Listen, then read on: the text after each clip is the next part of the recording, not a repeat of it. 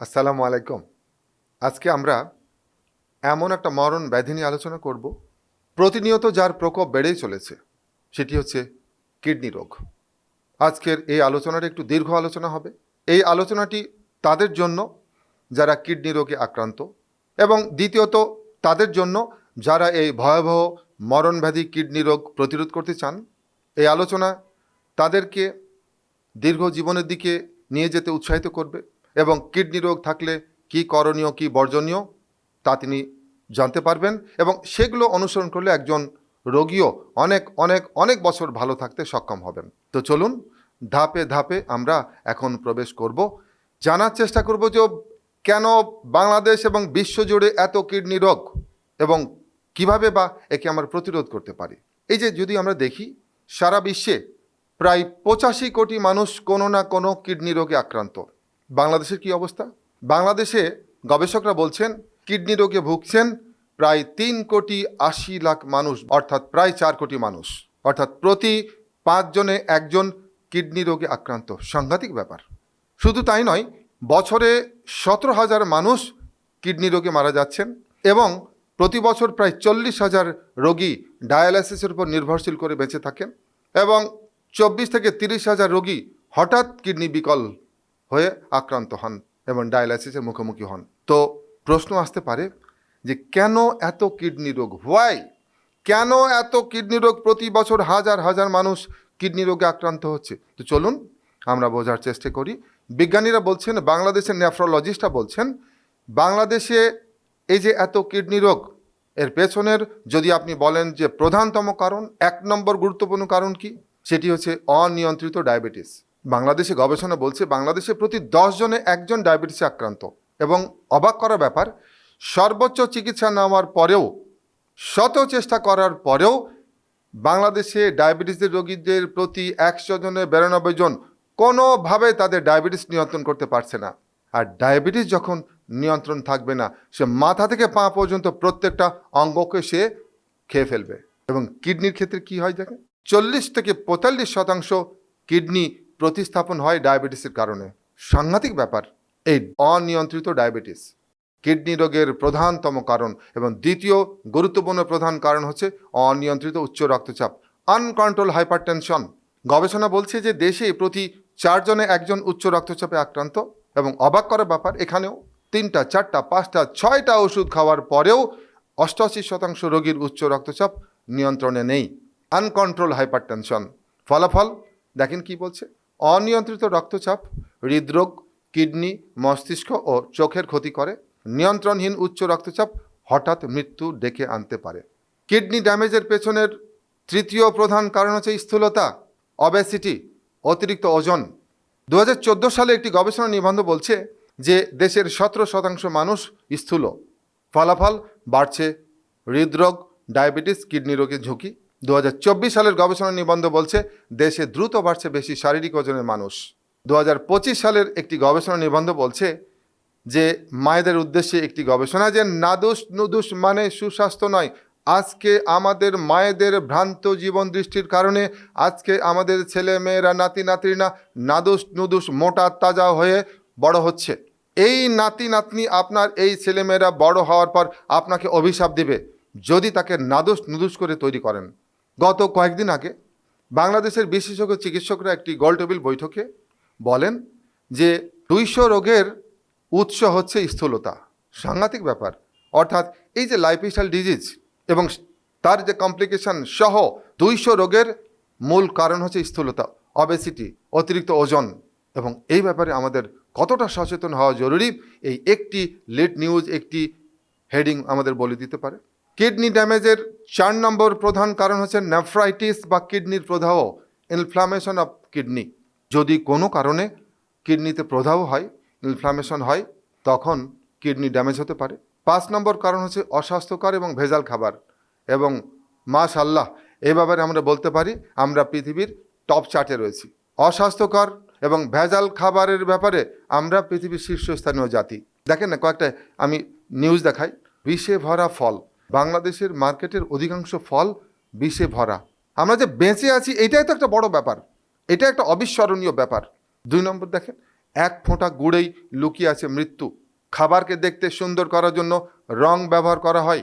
মথ ডালে রং মিশিয়ে মুগ ডাল। মানুষ হয়ে মানুষকে এমন খাবার খাওয়াতে পারে কি হতভাগ কর্মকর্তা। বড় কোম্পানির মোড়কে নকল ঘি। খাদ্যের বিষে নীল মানব শরীর। পাউরুটিতে পটাশিয়াম ব্রোমেট। কোমল পানীয়তে মাত্রাতিরিক্ত ক্যাফেইন। চিনিতে ম্যাগনেসিয়াম সালফেট। গুড়ে হাইড্রোজ। কেকে লেড। চট্টগ্রামের শুটকিতে ক্লোরপাইরিফস। পটুয়াখালীর শুটকিতে প্রোফেনফস। আচার ও সসে বেনজোইক অ্যাসিড সহ কত ধরনের বিষ যে আমরা প্রতিনিয়ত খাচ্ছি, এবং এর সব কিছু প্রভাব পড়ছে আমাদের পুরো শরীর সহ কিডনিতে। কিডনি ড্যামেজের 7 নম্বর প্রধান কারণ হচ্ছে অতিরিক্ত পেইন কিলার। এই যে পেইন কিলার কি আসলে আপনার পেইন কিল করে? নো। পেইন কিলার পেনটাকে আপনার আক্রান্ত স্থান থেকে ব্রেনে যেতে বাধা দেয়, এটা হচ্ছে তার মূল কাজ। সে পেইন কিল করে না।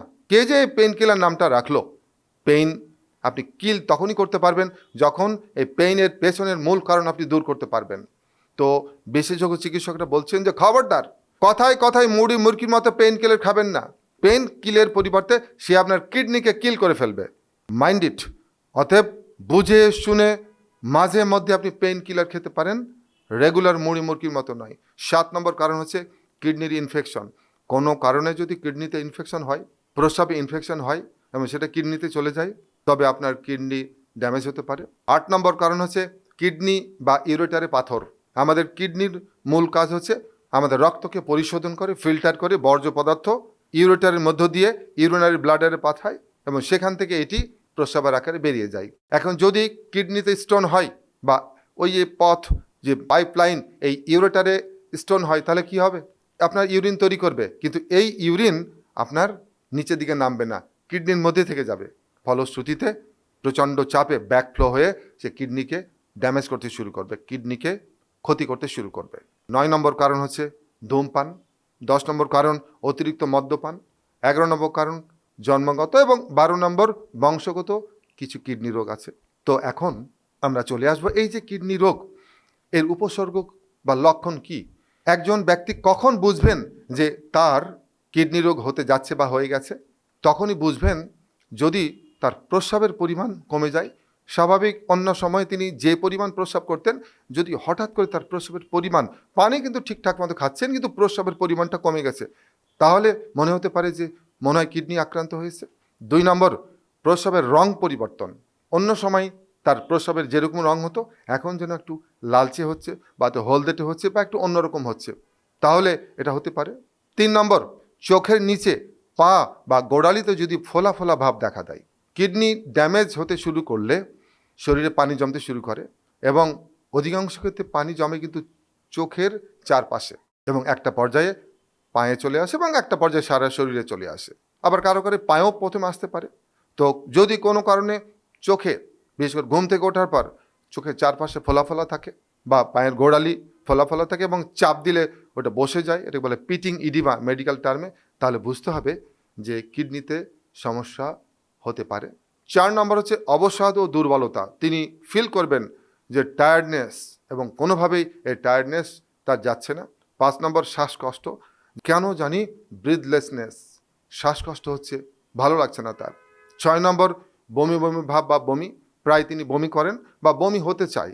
7 নম্বর, বিনা কারণে তার গা চুলকায় এবং চুলকানির ওষুধ খাওয়ার পরেও তার এই চুলকানি যেতে চায় না। 8 নম্বর হচ্ছে রাতে বারবার প্রস্রাব হয়। আগে তিনি রাতে উঠতেন না, এখন হঠাৎ তার রাতে প্রস্রাব করতে উঠার সংখ্যা বাড়তে শুরু করেছে।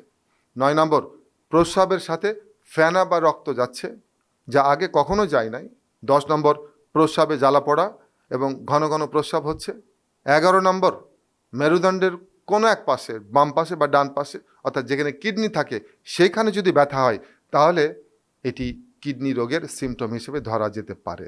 তো এখন চলে আসি, কিডনি রোগ ডায়াগনোসিস হয়েছে, এর চিকিৎসা কী। আমরা একটু আগে দেখলাম যে বাংলাদেশে প্রতি বছর কিডনি রোগীর সংখ্যা বাড়ছে এবং এই রোগের চিকিৎসা অত্যন্ত ব্যয়বহুল, এবং গবেষণা বলছে যে চিকিৎসার সামর্থ্য নেই 90% রোগীর। বাংলাদেশে প্রায় 4 কোটি মানুষ কিডনি রোগে আক্রান্ত, এর ভিতরে 90% রোগীর প্রপার চিকিৎসা নেওয়ার সামর্থ্য নেই। আর একবার যদি কিডনি ড্যামেজ হতে শুরু করে, একটা পর্যায়ে প্রয়োজন হয় ডায়ালাইসিসের।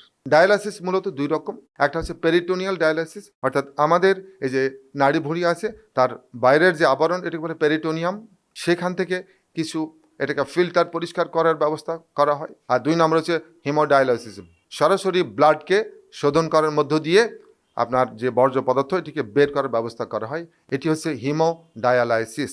এই যে হিমোডায়ালাইসিস এটি অত্যন্ত ব্যয়বহুল, শুধু ব্যয়বহুল নয়, ভয়ঙ্কর পেইনফুল।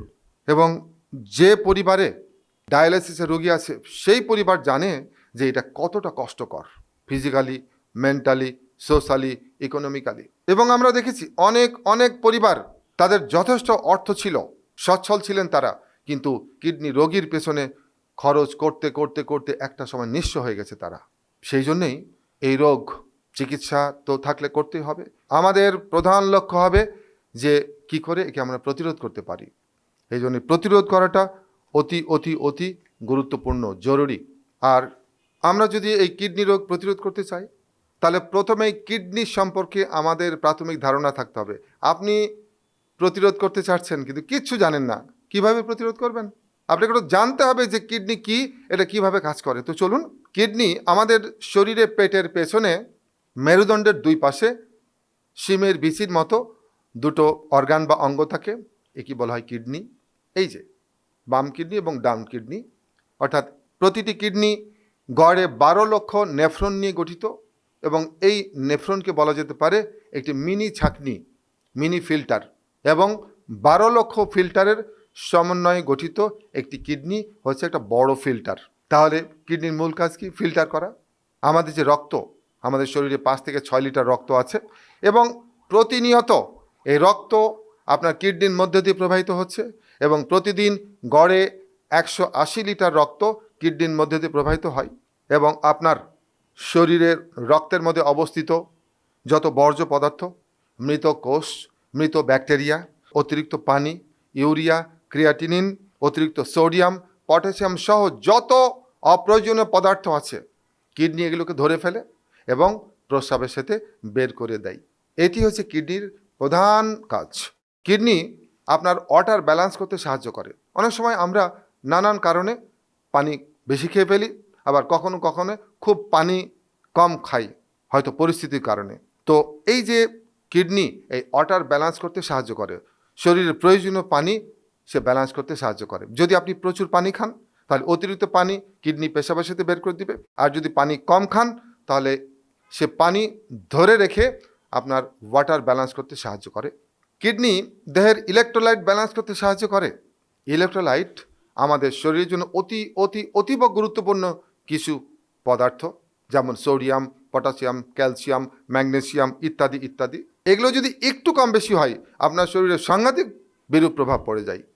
কিডনি এটাকে মেনটেন করতে দুর্দান্তভাবে সাহায্য করে। কিডনি একটি হরমোন তৈরি করে, তার নাম হচ্ছে রেনিন, এবং এই হরমোন তৈরির মধ্য দিয়ে কিডনি আপনার রক্তচাপ স্বাভাবিক রাখতে সাহায্য করে। ব্লাড প্রেশার রেগুলেশনে কিডনি গুরুত্বপূর্ণ ভূমিকা পালন করে। কিডনি আরেকটি হরমোন তৈরি করে, তার নাম হচ্ছে ইরাইথ্রোপয়েটিন, এবং এটি তৈরির মধ্য দিয়ে কিডনি বোন ম্যারো থেকে রক্ত তৈরিতে সাহায্য করে। রেড সেল তৈরিতে গুরুত্বপূর্ণ ভূমিকা পালন করে এই কিডনি। কিডনি আরেকটি অতি গুরুত্বপূর্ণ কাজ করে, সেটি হচ্ছে ভিটামিন ডি অ্যাক্টিভেট করতে সাহায্য করে। এবং আমরা সকলেই জানি, এর আগে আমি আলোচনা করেছি যে ভিটামিন ডি আমাদের শরীরের জন্য কতটা গুরুত্বপূর্ণ। এই ভিটামিন ডি যদি অভাব হয়, প্রথম যে কাজটি হবে আপনার ইমিউন সিস্টেম দুর্বল হয়ে যাবে, আর ইমিউন সিস্টেম দুর্বল হলে বারবার আপনি রোগ আক্রান্ত হবেন, আপনার হাড় ক্ষয় হবে, আপনার ভঙ্গুর হয়ে যাবে হাড়, টাইপ 1 ডায়াবেটিস তৈরি হতে পারে, এবং টাইপ 2 ডায়াবেটিস যদি থাকে এটা কখনোই আপনি পুরোপুরি নিয়ন্ত্রণ করতে পারবেন না। তো এই যে গুরুত্বপূর্ণ পদার্থ ভিটামিন ডি, এটা অ্যাক্টিভেট করতে সাহায্য করে আপনার দেহের কিডনি, এবং কিডনি আমাদের শরীরের অ্যাসিড বেস ব্যালেন্স মেনটেন করতে সাহায্য করে, এবং এটি খুব গুরুত্বপূর্ণ। আমরা জানি আমাদের ব্লাডের পিএইচ হচ্ছে 7.35 থেকে 7.45, অর্থাৎ স্লাইটলি অ্যালকালাইন, ক্ষারীয়, এবং এই ব্লাড আপনার সারা শরীরে সরবরাহ হচ্ছে, ফলে আপনার শরীর মূলত ক্ষারীয়, অ্যালকালাইন। আপনি তখনই সুস্থ থাকবেন যদি আপনার রক্ত ক্ষারীয় থাকে এবং পুরো শরীর ক্ষারীয় থাকে, এবং রক্তের এই ক্ষারীয় অবস্থা অ্যালকালাইনিটি মেনটেন করতে গুরুত্বপূর্ণ ভূমিকা পালন করে কিডনি। এইরকম বহুবিধ কাজ সম্পন্ন করে আপনার দেহের জন্য আপনার কিডনি। সুতরাং আপনি যদি সুস্থ থাকতে চান, ফিট থাকতে চান, তাহলে এই অতীব গুরুত্বপূর্ণ অঙ্গ কিডনিকে সুস্থ রাখতে হবে, অর্থাৎ সে যেন সুস্থ থাকে এটা আপনাকে জানতে হবে। তাই আপনাকে এখন জানতে হবে যে কি করলে, কি খেলে, কিভাবে চললে আপনার কিডনি সুস্থ থাকবে, প্রাণবন্ত থাকবে, হাস্যজ্জ্বল থাকবে এবং জীবনের শেষ মুহূর্ত পর্যন্ত আপনার জন্য কাজ করে যাবে। তো চলুন আমরা এখন জানার চেষ্টা করব যে কিডনি ভালো রাখার জন্য আপনি কি করবেন। Very important, very very very important. বাংলাদেশের এত মানুষের যে কিডনি ড্যামেজ, এর পেছনের প্রধান দুটো কারণ হচ্ছে অনিয়ন্ত্রিত ডায়াবেটিস এবং অনিয়ন্ত্রিত উচ্চ রক্তচাপ। আমরা একটু দেখেছি যে বাংলাদেশে 92% রোগী তাদের ডায়াবেটিস নিয়ন্ত্রণ করতে পারছেন না এবং 88% রোগী তাদের উচ্চ রক্তচাপ নিয়ন্ত্রণ করতে পারছেন না।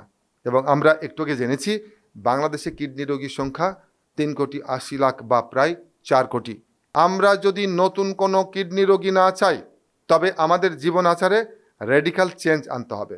কোনোভাবেই ডায়াবেটিস বা উচ্চ রক্তচাপ যেন নিয়ন্ত্রণের বাইরে না যায় সে চেষ্টা করতে হবে। অর্থাৎ যাদের ডায়াবেটিস বা উচ্চ রক্তচাপ আছে তাদের জীবনের অতীব গুরুত্বপূর্ণ লক্ষ্য হবে কোনোভাবেই যেন এই ডায়াবেটিস বা উচ্চ রক্তচাপ নিয়ন্ত্রণের বাইরে না যায়। এবং এই লক্ষ্যে আপনি কি করবেন? এই লক্ষ্যে আপনার করণীয় কি? 1 নম্বর, আপনার ওজন, কাঙ্ক্ষিত ওজন বজায় রাখবেন। প্রত্যেকটা মানুষের নির্দিষ্ট উচ্চতা আছে। অ্যাডাল্ট হওয়ার পর তার উচ্চতা ফিক্সড এবং এই উচ্চতা অনুযায়ী নারী এবং পুরুষের আলাদা আলাদা একটা আইডিয়াল ওয়েট বা কাঙ্ক্ষিত ওজন আছে। এই ওয়েট আপনাকে জানতে হবে এবং মেনটেন করতে হবে। Very important. 2 নম্বর, লবণ খাওয়ার পরিমাণ সীমিত রাখতে হবে। যে কয়টা বিজ্ঞানের আবিষ্কার মানুষকে ক্ষতিগ্রস্ত করেছে তার মধ্যে অত্যন্ত গুরুত্বপূর্ণ একটা ক্ষতিকর আবিষ্কার হচ্ছে লবণ। লবণ আবিষ্কারের আগে পৃথিবীতে এত উচ্চ রক্তচাপ ছিল না। অতএব সারাদিন আপনি খুব কম লবণযুক্ত খাবার খাওয়ার চেষ্টা করবেন। প্রশ্ন আসতে পারে কতটুকু? 24 ঘন্টায় আপনার লবণ খাওয়ার পরিমাণ হতে হবে আধা চা চামচের কম, বেশি নয়, কম। আর আপনি সচেতনভাবে অতিরিক্ত লবণযুক্ত খাবার পরিহার করবেন। কোন খাবার সবচেয়ে টেস্টি? যে খাবারে অতিরিক্ত লবণ থাকে এবং চিনি থাকে। দেখেন না, French fry, pizza, chips, dried fish, তারপর হচ্ছে পপকর্ন, বার্গার ইত্যাদি ইত্যাদি। অতএব অতিরিক্ত লবণযুক্ত খাবার পরিহার করবেন। আর রিফাইন কার্বোহাইড্রেট অ্যাভয়েড করতে হবে। দিস ইজ টেকনোলজিক্যাল খাবার, দিজ আর টেকনোলজিক্যাল খাবার। এই খাবারগুলো আপনাকে বর্জন করতে হবে পুরোপুরি। চিনি, সাদা চাল এবং সাদা ময়দা, এগুলো মডার্ন খাবার। 50, 60, 70 বছর আগে চিনি ছিল কিন্তু সাদা চাল সাদা ময়দা ছিল না। তো সেই ক্ষেত্রে এই খাবারগুলো পুরোপুরি বর্জন করবেন। আর চিনিযুক্ত যত ড্রিঙ্কস, সুগারের ড্রিঙ্কস আছে, এক একটা সুগারের ড্রিঙ্কসে 8-10 চা চামচ চিনি থাকে। এটি শুধু আপনাকে ফ্যাটি করবে না, আপনার ডায়াবেটিস তৈরি করতে সাহায্য করবে, শরীরে ইনফ্লামেশন তৈরি করবে এবং বহুবিধ রোগ তৈরিতে সাহায্য করবে। অতএব যত সফট এবং সুগারের ড্রিঙ্কস আছে বর্জন করবেন। আর কি করবেন? প্যাকেটজাত, টিনজাত খাবার। আমরা মডার্ন হয়েছি, ব্যস্ততা বেড়েছে এবং প্যাকেটজাত খাবার খেতে আমরা এখন অভ্যস্ত হয়ে গেছি। ফলাফল ভয়াবহভাবে বাড়ছে হৃদরোগ, উচ্চ রক্তচাপ, diabetes, fatty liver disease, stroke, heart attack, cancer. আপনি যান জঙ্গলে যান, কোনো প্রাণী এই প্যাকেটজাত খাবার খায় না। কোনো জঙ্গলে প্যাকেটজাত খাবারের দোকান করা হয় না পশুদের জন্য এবং কোনো পশুর ভিতরে আপনি উচ্চ রক্তচাপ, হৃদরোগ, ডায়াবেটিস দেখতে পাবেন না। হায় রে মানুষ, সৃষ্টির সেরা জীব, সে বিষাক্ত খাবার প্যাকেটের মধ্যে ভরে রাখে এবং মাঝে মাঝে খায় এবং অল্প বয়সে 19 বছর 20 বছর বয়সে এখন কি হচ্ছে? হার্ট অ্যাটাক করছে, হৃদরোগ, উচ্চ রক্তচাপ, ডায়াবেটিস ধরা পড়ছে। তো এই টেকনোলজিক্যাল খাবার, প্যাকেটজাত খাবার, প্রক্রিয়াজাত খাবার বর্জন করবেন। কালে ভদ্রে কোনো সিচুয়েশনে পড়ে গেলে একটু খেলেন, ঠিক আছে, কিন্তু রেগুলার নয়। আর ফাস্ট ফুড, এই ফাস্ট ফুড আপনাকে বর্জন করতে হবে। এই ফাস্ট যদি আপনি ফুড রেগুলার খান, ফাস্ট আপনাকে মৃত্যুর দিকে ঠেলে দেবে। কালে ভদ্রে খেতে পারেন, ঠিক আছে, কিন্তু এটা বর্জন করবেন রেগুলারভাবে খাবার। আর তৈলাক্ত চর্বিযুক্ত খাবার বর্জন করতে হবে, যেগুলো একদম দেশীয় খাবার, সিঙ্গাড়া, সমুচা, লুচি, পুরি, এসব ডিপ তেলে ভাজা খাবার এবং কালাভুনা এবং আমাদের যত তৈলাক্ত আমাদের এই যে কাচ্চি এবং অন্যান্য বিরিয়ানি যা আছে। আর কি করবেন? এই যে আর্টিফিশিয়াল রং মেশানো খাবার, আজকে আপনি চিন্তা করেন, আমাদের পূর্বপুরুষ সব তো মিষ্টি খেয়েছে, সন্দেশ খেয়েছে, রসগোল্লা খেয়েছে, এইরকম রং দেওয়া খাবার খেয়েছে। আজ থেকে 100 বছর আগে তারা এই রং দেওয়া খাবার কখনো দেখেছে? আজকে মানুষের এত কিডনি নষ্ট হচ্ছে কেন? এই যে রং মেশানো। আমরা শুনেছি কাপড়ের দেওয়া রং মিষ্টিতে মেশানো হয়, খাবারে মেশানো হয়। তো আপনার কিডনি কি করে এটা হজম করবে, কি করে এটা সে পার করবে? সে ধরা খেয়ে যাচ্ছে। আর কিডনি ধরা খাওয়া মানে আপনি ধরা খাওয়া। সো প্লিজ অ্যাভয়েড রং মেশানো খাবার, আপনি পরিহার করুন। তাহলে প্রশ্ন করবেন যে কি খাবো? ভেরি সিম্পল, প্রাকৃতিক খাবার খাবেন। কি খাবেন? লাল চালের ভাত খাবেন অথবা লাল আটা রুটি পরিমিত পরিমাণে। যখন ভাত খাবেন লাল চালের 1 কাপ ভাত খাবেন, আর রুটি খেলে 1টা বা 2টো পাতলা লাল আটা রুটি। আর প্রতিদিন পর্যাপ্ত সালাদ খাবেন। দুপুরে ছোট 1 বাটির সালাদ আপনি খেয়ে ফেলুন। রেইনবো সালাদ তৈরি করবেন, নানান রকম সবজি দিয়ে রেইনবো সালাদ, শসা, টমেটো, গাজর, ক্যাপসিকাম, বিট দিয়ে চমৎকার করে বানাবেন। তারপর ফল খাবেন, সারা দিনে 3 থেকে 4 রকম ফল খাবেন, সবজি খাবেন, এবং অবশ্যই এটা অর্ধ সেদ্ধ বা 1/3 সেদ্ধ বা স্টিম দিয়ে। একদম কালা ভুনা করে কখনো খাবেন না। এবং সপ্তাহে 4-5 দিন গ্রিন জুস খান। ধনে পাতা, পুদিনা পাতা, লেটুস পাতা, পালং পাতা, থানকুনি পাতা, তুলসী পাতা, এরকম সবগুলো পাতা অল্প অল্প করে নেন। ভালো করে ধুয়ে ব্লেন্ডারে নিন। অল্প জিরা, অল্প আদা সেখানে মিশান, অল্প হিমালয়ান সল্ট দেন, ভালো করে ব্লেন্ড করেন, ছাঁকেন এবং পাতলা করে তৈরি করবেন। এর সাথে একটু মধু মিশান, একটু লেবু মিশান, বিশেষ করে কাগজি লেবু। দুর্দান্ত একটা জুস তৈরি হয়ে গেল, পৃথিবীর সেরা জুস। খান না, আপনি দেখেন না। তবে যাদের কিডনি অলরেডি ড্যামেজ হয়ে গেছে, ক্রিয়াটিনের বেশি, তারা এই খাবারগুলো খাওয়ার আগে চিকিৎসকের পরামর্শ নেবেন, গ্রিন জুস খাওয়ার আগে। আর সব ধরনের বাদাম খাবেন, অল্প অল্প করে সব ধরনের বাদাম এবং সব ধরনের বীজ নেবেন। সপ্তাহে 3-4 দিন এগুলো খাবেন। বিন খাবেন এবং অঙ্কুরিত ডাল, এটা প্রত্যেক দিন খাবেন। অঙ্কুরিত ছোলা, মুগ, মসুর প্রত্যেক দিন সপ্তাহে খেতে পারবেন, কোনো অসুবিধা নেই। আর মাছ মাংসের পরিমাণ আপনাকে সীমিত রাখতে হবে। একটি কথা মনে রাখবেন, প্রচুর মাংস খাবেন, আপনার কিডনি কষ্ট পাবে এবং একটা সময় সে ড্যামেজের দিকে হাঁটতে শুরু করবে। মাছ মাংসের পরিমাণ অবশ্যই আপনি সীমিত করবেন। আমরা যেটা বিশ্বাস করি, আমরা যেটা খাবার চেষ্টা করি, সপ্তাহে 2 দিন ছোট মাছ খাবেন, কাঁটা সহ 2 দিন বড় মাছ, এবং 1 দিন এর ভিতরে আপনি সামুদ্রিক মাছ খাবেন, এবং 1 দিন মাংস, বেটার হচ্ছে পাখি অথবা মুরগির মাংস। বাকি 2 দিন উদ্ভিজ্জ আমিষ, যেটাকে আমরা নিরামিষ বলি, এটা উদ্ভিজ্জ আমিষ। আচ্ছা, ডাল, বাদাম, বীজ, বিন এগুলো হচ্ছে উদ্ভিজ্জ আমিষ, অঙ্কুরিত ডাল। আর রাতে মাছ মাংস না খাওয়াটা ভালো, আমরা এটা প্রিফার করি না। এবং প্রতিদিন 1টি ডিম খাবেন কুসুম সহ। আর যদি আপনি প্রচুর পরিশ্রম করেন, এক্সারসাইজ করেন, সেই রকম গায়ে গতরের কাজ করেন, আপনি সাদা অংশ 2টা, 3টা, 4টা, 5টা খান, কোনো অসুবিধা নাই। মাঝে মাঝে 2টো কুসুম সহ ডিম খেতে পারেন, ঠিক আছে। তবে প্রতিদিন না খাওয়াটা বেটার। আর প্রতিদিন কমপক্ষে 2 লিটার পানি পান করবেন। যদি আপনি প্রচুর ফিল্ডে কাজ করেন, তাহলে আপনি পানির পরিমাণ বাড়ায় ফেলবেন। তো বুঝবেন কি করে? আপনার প্রস্রাবের রং যেন পানির রঙের মতো হয়, সেইভাবে খেয়াল করবেন। মিনিমাম 2 লিটার, এবং সকালবেলা ঘুম থেকে ওঠার পর 1 লিটার হালকা কুসুম গরম পানি পান করবেন। বাকি সারাদিনে আর কি করবেন? প্রতিদিন 1 ঘন্টা ব্যায়াম করবেন। এর ভিতরে এইভাবে করলে সবচেয়ে ভালো যে আধা ঘন্টা 40 মিনিট জোরে জোরে হাঁটবেন, 10 মিনিট জগিং করবেন, 20 মিনিট ইয়োগা এবং 10 মিনিট বঙ্গাসন। You will get all benefits of exercise যদি আপনি এগুলো মিলিতভাবে করেন। আরেকটি জিনিস করতে পারেন, সেটা হচ্ছে সাঁতার কাটা, সুইমিং। এটাও চমৎকার এক্সারসাইজ। আপনি সুস্থ যদি থাকতে চান, কি করবেন? আপনার উচ্চ রক্তচাপ আছে, আপনার ডায়াবেটিস আছে, আপনাকে জানতে হবে যে এটা পুরোপুরি নিয়ন্ত্রণে আছে কিনা। আপনার লক্ষ্য হবে যে ডায়াবেটিস এবং উচ্চ রক্তচাপ সবসময় নিয়ন্ত্রণে রাখতে হবে, ওষুধ ছাড়া, প্রয়োজনে ওষুধ সহ। তো সেই জন্যে যদি আপনি মনে করেন আপনি ওষুধ খাচ্ছেন, তাহলে চিকিৎসকের পরামর্শ ছাড়া কখনোই ওষুধ বন্ধ করবেন না। আপনি ওষুধ বাড়াবেন, কমাবেন, অবশ্যই আপনার চিকিৎসকের পরামর্শক্রমে অথবা আপনার লাইফস্টাইল এক্সপার্টের পরামর্শক্রমে, যিনি অবশ্যই একজন চিকিৎসক। চিকিৎসকের পরামর্শ ছাড়া লাইফস্টাইল বিষয়ে কারো পরামর্শ আপনি গ্রহণ করবেন না। আর কি করবেন? এই যে কথায় কথায় অ্যান্টিবায়োটিক এবং পেইন কিলার, এগুলো অ্যাভয়েড করতে হবে। অর্থাৎ প্রয়োজন থাকলে খাবেন, কিন্তু অপ্রয়োজনে একটিও অ্যান্টিবায়োটিক এবং একটিও পেইন কিলার খাবেন না। তাহলে কি করবে? সে পেইন কিলের বদলে আপনার কিডনিকে কিল করে ফেলবে। Be aware of pain killer and excess use of antibiotic. আর আপনার কিডনিতে বা প্রস্রাবে যদি ইনফেকশন থাকে, তাহলে অবশ্যই চিকিৎসকের পরামর্শে ওষুধ সেবন করবেন।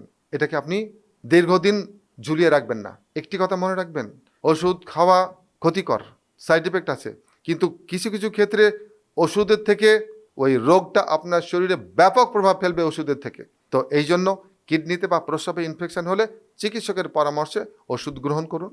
আর কিডনিতে বা ইউরেটারে যদি পাথর থাকে তাহলে আপনার ইউরোলজিস্টের পরামর্শ ক্রমে আপনার চিকিৎসা গ্রহণ করুন। প্রয়োজনে যদি অপারেশন করতে হয়, প্রয়োজনে 3 জন ইউরোলজিস্টের পরামর্শ নেন। 3 জনই যদি বলেন যে না অপারেশন প্রয়োজন, তখন প্রয়োজনে অপারেশন করিয়ে ফেলুন, কিন্তু বেশি দীর্ঘায়িত করবেন না, এতে আপনার কিডনিকে ড্যামেজ করে ফেলতে পারে।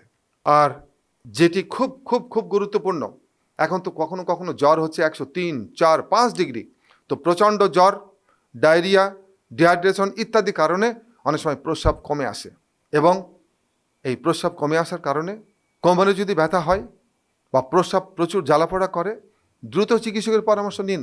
কারণ এই যে প্রচণ্ড জ্বর, ডায়রিয়া বা ডিহাইড্রেশনে একটি গুরুত্বপূর্ণ ঘটনা ঘটে আপনার শরীরে, একে বলা হয় AKI, অ্যাকুট কিডনি ইনজুরি। এই যে অ্যাকুট কিডনি ইনজুরি বা AKI, এটি কিন্তু যদি আপনি প্রপার টাইমে এবং যথাযথভাবে চিকিৎসা গ্রহণ করতে পারেন, আপনার AKI একদম পুরোপুরি নিরাময় হয়ে যেতে পারে। এবং এক্ষেত্রে সাময়িকভাবে সিরাম ক্রিয়াটিনিন বাড়তে পারে, সেটাও পুরোপুরি স্বাভাবিক হয়ে যেতে পারে যদি আপনি একজন কিডনি রোগ বিশেষজ্ঞের তত্ত্বাবধানে প্রপার চিকিৎসা গ্রহণ করেন। অতএব AKI হইতে আপনাকে বাঁচতে হবে, খেয়াল করতে হবে জ্বরের সময়, ডায়রিয়ার সময়, ডিহাইড্রেশনের সময় যেন প্রপার প্রচুর স্যালাইন এবং পানি এবং অন্যান্য পানীয় গ্রহণ করেন। আর অ্যালকোহল এবং ধূমপান বর্জন করুন। আপনার যদি অ্যালকোহল গ্রহণের অভ্যাস থাকে, প্লিজ কুইট ইট, এবং ধূমপান প্লিজ কুইট ইট। এটি আপনার কিডনিকে রক্ষা করবে। আর যাদের কিডনি এখনও সুস্থ, কিন্তু একটি খাবার এক সিটিংয়ে বসে বেশি খাবেন না, সেটি হচ্ছে কামরাঙ্গা। কেননা কামরাঙ্গাতে প্রচুর অক্সালিক অ্যাসিড বা অক্সালেট থাকে, এবং এটি আপনার কিডনিকে ড্যামেজ করতে পারে। এক সিটিংয়ে কামরাঙ্গা এমনি খেতে পারবেন, অবশ্যই খাবেন, কিন্তু এক সিটিংয়ে প্রচুর কামরাঙ্গা খেয়ে ফেলবেন, এটা করবেন না। আর আপনি যদি অলরেডি কিডনি রোগী হয়ে থাকেন, অর্থাৎ আপনার রোগটার নাম হচ্ছে CKD, ক্রনিক কিডনি ডিজিজ, সেই ক্ষেত্রে আপনি কি করবেন? সেক্ষেত্রে আপনার জানতে হবে যে CKD কাকে বলে, ক্রনিক কিডনি ডিজিজ বলতে কি বোঝায়। চলুন আমরা একটু বোঝার চেষ্টা করি। আমরা এর আগে বলছিলাম যে CKD হওয়ার পেছনের প্রধান 3টি কারণ হচ্ছে অনিয়ন্ত্রিত উচ্চ রক্তচাপ, অনিয়ন্ত্রিত ডায়াবেটিস এবং নেফ্রাইটিস বা ইনফ্লামেশন অফ দ্য কিডনি। এবং এই 3টির কারণে ধীরে ধীরে আপনার নেফ্রনগুলো ড্যামেজ হতে থাকে, একটা পর্যায়ে CKDর সূত্রপাত হয়। নেফ্রন ড্যামেজ না হওয়া পর্যন্ত, অর্থাৎ কিডনি ড্যামেজ না হওয়া পর্যন্ত CKD বা ক্রনিক কিডনি ডিজিজ হবে না। আর একবার যদি কিডনি ড্যামেজ হতে থাকে, অর্থাৎ নেফ্রন ড্যামেজ হতে থাকে, এটি আপনি কখনোই ভালো করতে পারবেন না। কিডনির মূল কাজ কি? কিডনির মূল কাজ হচ্ছে ব্লাড ফিল্টার করা, এবং ব্লাডের ভিতরে যত বর্জ্য পদার্থ, যেমন অতিরিক্ত সোডিয়াম, পটাশিয়াম, মৃত ব্যাকটেরিয়া, মৃত সেল এবং অন্যান্য বর্জ্য পদার্থ যা কিছু আছে, অতিরিক্ত পানি প্রস্রাবের সাথে বের করে দেওয়া, এটি হচ্ছে কিডনির মূল কাজ।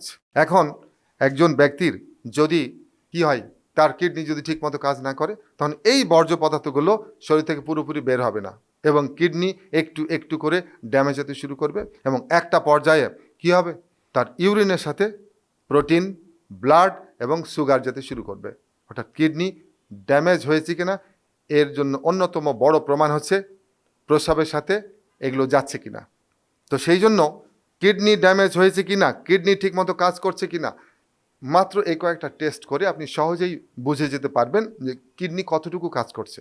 এবং সেই টেস্টগুলো কী কী? 1 নম্বর, সবচেয়ে সহজ কিন্তু খুব গুরুত্বপূর্ণ এবং অত্যন্ত কম খরচে করা যায় যে টেস্টটি, সেটি নাম হচ্ছে urine for RE, routine examination.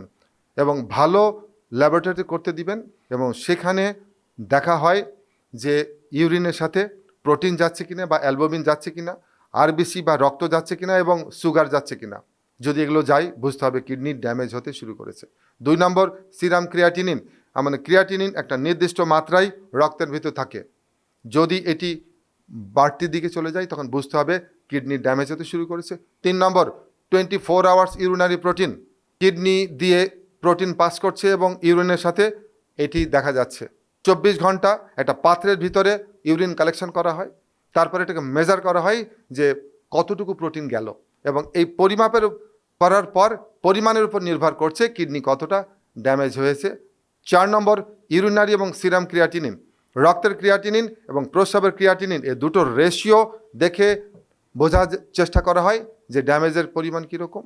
5 number, ultrasonogram of whole abdomen, just পুরো পেটের আলট্রাসোনোগ্রাম করে আপনি বুঝতে পারবেন কিডনির ড্যামেজ কীরকম হয়েছে। আরেকটি অতি গুরুত্বপূর্ণ টেস্ট হচ্ছে eGFR, estimated glomerular filtration rate. এর মধ্য দিয়ে আমরা জানার চেষ্টা করি যে কিডনি কত পার্সেন্ট ব্লাড ফিল্টার করতে সক্ষম হচ্ছে। এই সবগুলো টেস্ট করে একজন চিকিৎসক বুঝতে পারেন যে কিডনি ড্যামেজ হয়েছে কিনা, হলে কতটুকু হয়েছে এবং সে কীরকম ব্লাড ফিল্টার করতে পারছে এবং কতটুকু সে ব্লাড ফিল্টার করতে পারছে না। একটি কথা আমাদের মনে রাখতে হবে, অতীব গুরুত্বপূর্ণ, যে এই যে সিকেডি, ক্রনিক কিডনি ডিজিজ, এটি কোনোভাবেই নিরাময়যোগ্য নয়, রিভার্সেবল নয়, কোনোভাবেই এটা রিভার্সেবল নয়। তবে আপনি যদি একজন রেসপন্সিবল নেফ্রোলজিস্ট, যিনি আপনাকে সময় দেন, মনোযোগ দিয়ে শোনেন, আপনার সমস্ত কিছু শুনে প্রপার চিকিৎসা দেন, এরকম একজন নেফ্রোলজিস্টের তত্ত্বাবধানে থাকতে পারেন এবং খাবারের যে তালিকা, খাদ্য তালিকা এবং লাইফস্টাইল ঠিকমতো ফলো করতে পারেন, ইনশাল্লাহ আপনি অনেক অনেক অনেক বছর আপনি সুস্থভাবে থেকে আপনি পৃথিবী থেকে চলে যেতে পারবেন।